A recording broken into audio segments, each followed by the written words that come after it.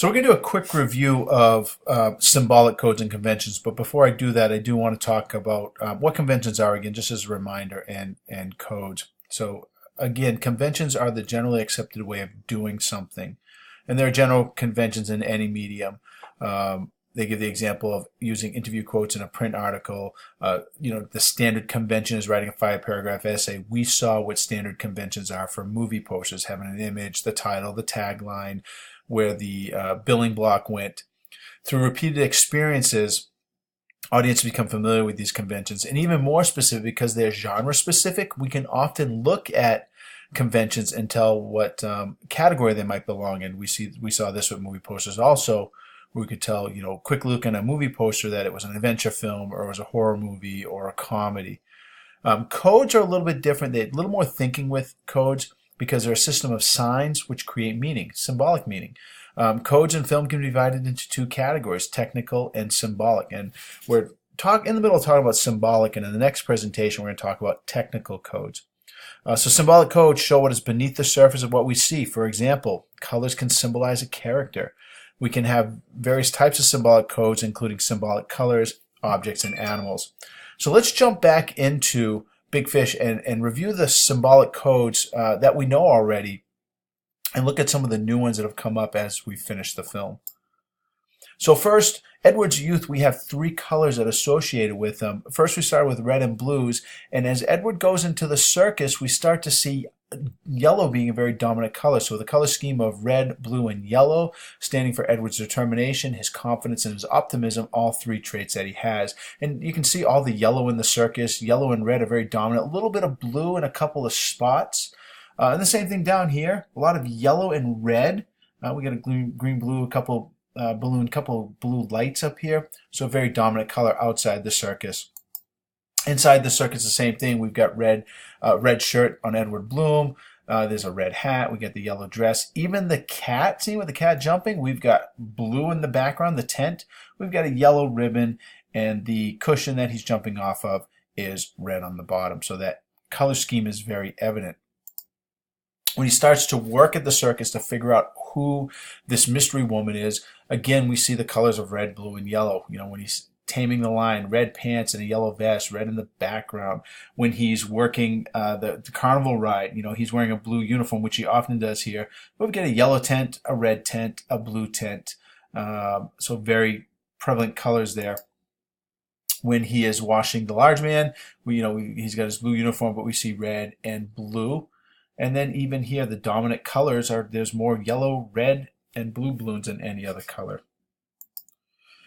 Even when he finally finds out who this mystery woman is, and he's going to go meet her for the first time, we look at his suit, and his suit is blue, which corresponds very nicely to confidence, because he is very confident that he is going to make Sandra Templeton his wife, even after she shoots him down. A little bit of red in here, too.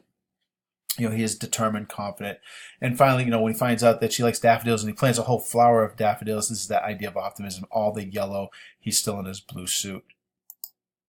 Now, once he does win her over and he gets married, his color scheme changes, and it becomes a color scheme of brown and then dull yellows, reds, and blues. Where before they were very vibrant red, yellows, and blues, now it's like red diluted with gray, and the same thing with the blue and the yellow.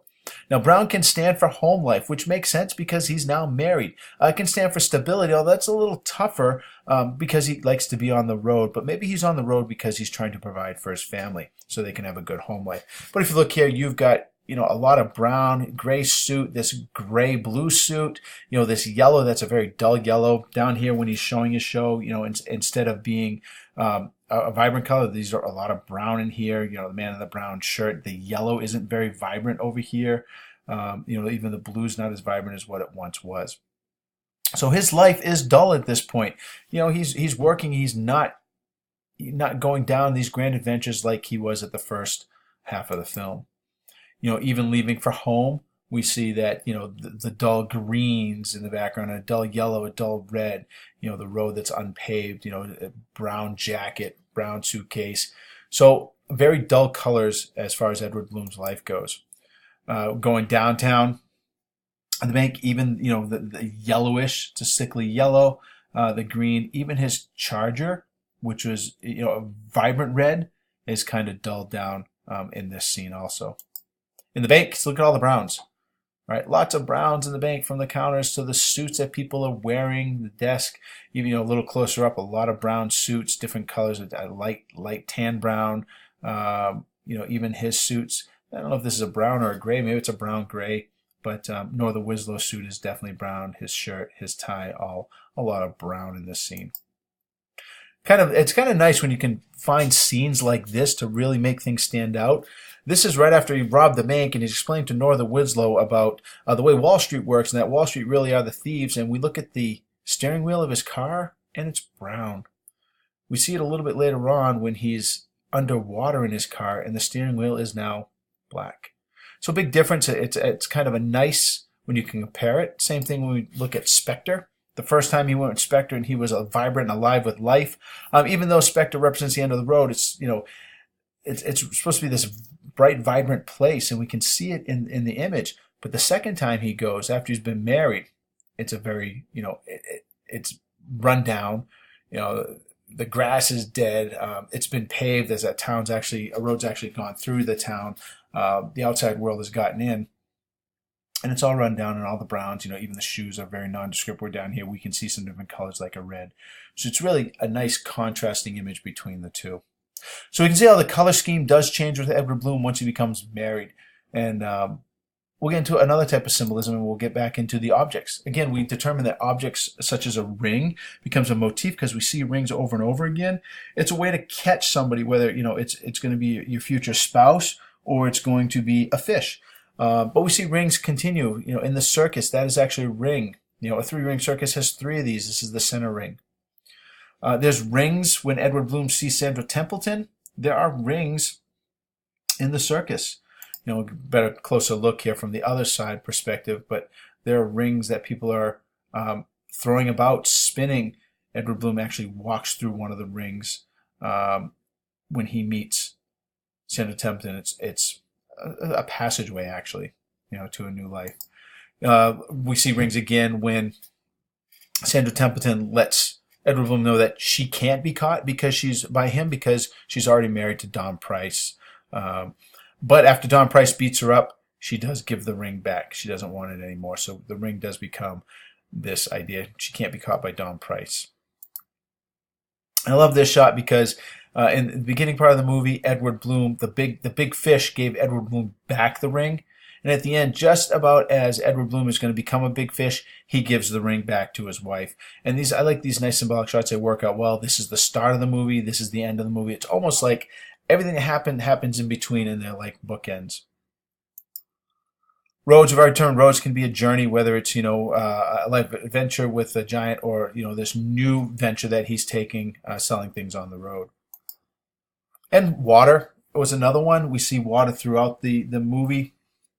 We see water associated with Edward Bloom. Every time he's telling stories, or not every time, but most times he's telling stories, there is water. Whether he's telling a story at a dinner table or in bed, there's water at the dinner table or on the nightstand. So here's water is being poured from as he's getting ready to tell his story. He, being a big fish, he does need water to survive. At one point, he's in a bathtub underwater, and his wife comes in. He tells her that he was drying out, so he needs to be in the water, standing for life.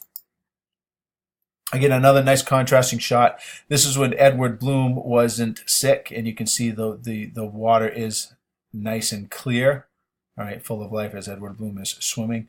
When Edward Bloom does become sick, the water becomes stagnant, much like the water around the town of Spectre. We can see the slime on the top. It hasn't been used. It's like Edward Bloom being confined to his house, much like he would have if he was in Spectre.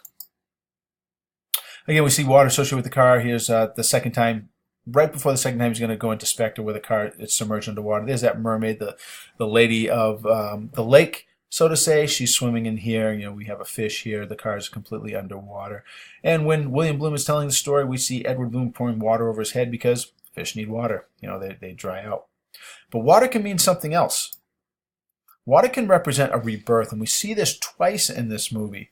One is kind of very subtle, but it's there. When Edward Bloom is going to meet Sandra Templeton for the first time, the shot opens up with him at a fountain. He dunks his hands in the water and then runs them over his head. It's symbolic of a rebirth, of a baptism. And even more clearly shown is at the end when William Bloom is telling the story of Edward Bloom's death, and he takes him down to the water in a pose very similar to someone being baptized. So this idea of water representing a rebirth, a new life, a baptism is shown in this because he does begin a new life in both of these scenes. Now, we talked about animals, and we determined, I showed you all these evil animals, but you get this scene with a werewolf, and it's kind of a neat scene because a werewolf can represent natural change, such as puberty, but I'm going to show you that it's actually Edward Bloom that is going through puberty, the one who's doing the natural change. Now, just on a side note, it's kind of a neat little thing. This trailer, it's also known as a Silver Bullet, which makes sense because Amos Calloway lives in there. And here's Amos Calloway when he became the werewolf. Now, here's another Silver Bullet here. Now, Amos Calloway's assistant takes out the Silver Bullet, but he doesn't shoot Amos Calloway. He shoots Edward Bloom, so you can make the argument that Edward Bloom perhaps is the werewolf, and he's going through this natural change, and indeed he is. He's going from being a boy to this idea of he's finding love, and he's going to settle down and grow up and get married. This idea of puberty. And in symbolism, a werewolf can represent puberty because werewolves grow hair and all this other stuff that happens during puberty. So symbolically, you could say that Edward Bloom is a werewolf because he was shot by the Silver Bullet. Other animals, just for the fun of it, I looked at some of the animals that Edward Bloom was surrounded in the circus and figured out what they meant. We see a giraffe. And a nice symbolism with the giraffes is giraffes have the ability to see the future and obtain things that would normally be out of reach. Edward Bloom is reaching for Sandra Templeton. Even Amos Calloway said, forget it, kid, she's out of your league. But he doesn't think so, and so a giraffe is a nice symbolism. And then there were elephants. Elephants can be strength, honor, stability, and patience. Edward Bloom definitely has patience. He spent 3 years working at the circus for free to find out one piece of information each month about who his future wife was going to be. And then you have the lion. A lion can stand for deathless courage, which Edward Bloom has. Remember, he knows that nothing's going to kill him. Even putting his head inside the mouth of a lion is not going to kill him. And so he's got this fearlessness. So I can make an argument all three of these animals represent Edward Bloom in some way. Then we have objects, and one of the objects that show up are daffodils. And daffodils, because they're associated with spring, they actually symbolize rebirth and a new beginning. And again, Edward Bloom, marks a new point for him. He's grown up. He's going to marry somebody. He's going to settle down. This daffodil here and the whole field of daffodils are symbolic with spring, with a rebirth, with a new beginning. So you can start to see how these symbols start to work together, whether they're colors, objects, animals. They all work together to paint a clearer picture, perhaps something you didn't see before studying code.